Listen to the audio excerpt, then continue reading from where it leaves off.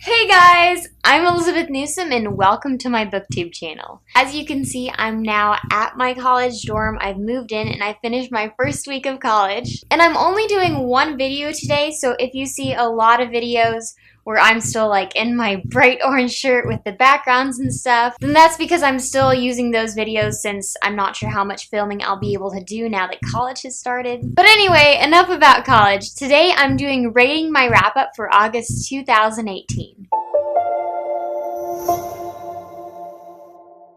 So I read one nonfiction book this month, and that would be Common Sense Economics. There, you can kind of see the cover. But anyway, my economics professor sent me this book like a few weeks before college started, and I figured if she sent it to me, I should probably go ahead and read it. Now, I thought it was kind of like an optional reading thing, and so did my brother, so he didn't read it. But as it turns out, we did need to read it. So for those who didn't read this over the summer, they had like 2 days to read it before class. And it's like, I mean, it's a sizable book. It takes a few hours. But it's really good. The principles in this are like really sound and stuff, and I was expecting them to have more of like a political slant, I guess. But I mean, I agreed with pretty much everything in this book and everything made sense. So I was kind of delightfully surprised by that.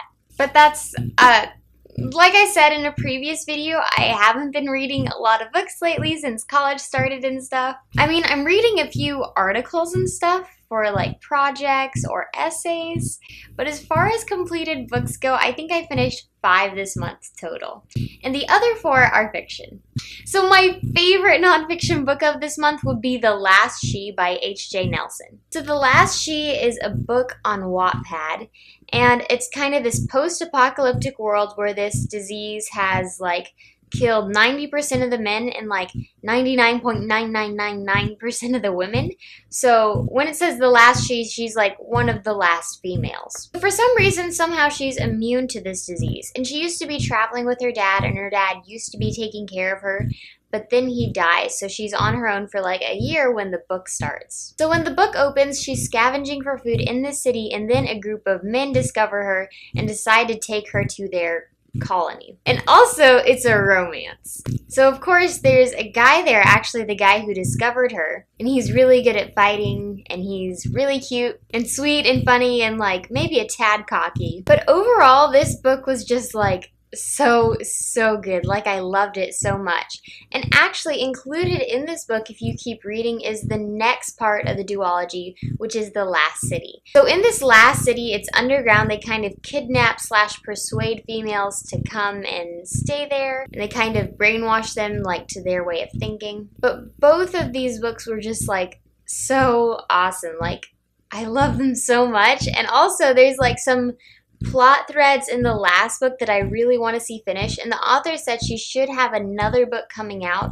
but right now she's focused on polishing up these 2 and getting them published, so I don't know how long that'll take, but I'll link those down below because these are like some of my favorite Wattpad books, if not my very favorite Wattpad books. And if the lighting kind of changed while I talked about that, I apologize. I don't have my own LED lights set up because I haven't purchased batteries for them yet. So I just have like a lamp right here, and then the window's back here and the sun's coming up. My next favorite book of this month would be Deliver by Tricia Mingerink. I finished this book just before I came to college because I had a friend I was borrowing the book from. So this continues from 3 books I mentioned earlier. The series is called The Blades of Actar. So this 4th book, it's almost kind of like extra because the first 3 books kind of deal with like this one main conflict, and this 4th book is a lot of aftermath about that conflict. And we also have an extra POV character, which is Martin, who is another assassin like the previous main character, except he worked for the bad guy for most of it. So in this, it's kind of him struggling with that and his loyalties and how he tortured his best friend. And also, he finds a love interest, so that's great. So it was a pretty interesting book, not necessarily one of the most emotionally engaging books I read, but I really enjoyed it, and I'm glad I finished the series. And finally, there's Anonymous by Dum Dum Pops 4. I read this ahead of time because, at the end of this month, I'm doing a What We're Reading video with Sarah. So I did enjoy this. Like, it was such an incredible and unique and creative twist on a Cinderella story. So it's kind of this alternate world where they still have like modern technology and conveniences and stuff, but everyone is like born with this tattoo called an ace mark, and it'll start doing something or glowing or whatever when they find the person they're supposed to be with. And also in this world, singing is huge. Like, everyone has a spot on this enormous ranking chart, and if you're in the top like even 1,000, that's really big. So when the story opens, the main character of the story is going up on the charts as her singing becomes more and more popular. But it's called anonymous because she never posts like her actual name or her face or anything, because she knows she'll get in huge trouble if her father finds out about it. Her father is very, I don't want to say protective, because that implies like some sort of affection, but he kind of keeps her locked up in the house all the time and assigns her tons and tons of chores. So of course, as you can guess, her mate is actually the prince.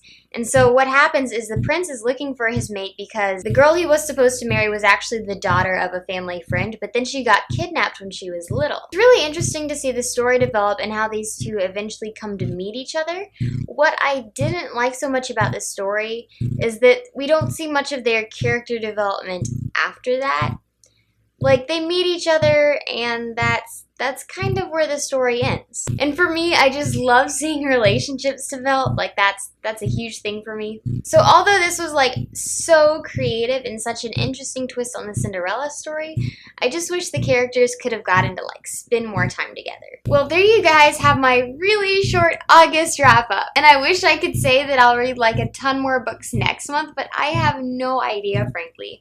I'm just trying to figure out like my classes and stuff and an everyday routine and schedule that works for me, and how to keep track of all the assignments in my syllabi. So I'm working out a few systems that work well for me. I might make a video on that later if you guys are interested. But that's it for now. I hope you guys enjoyed the video, and with that, I'll see you next time.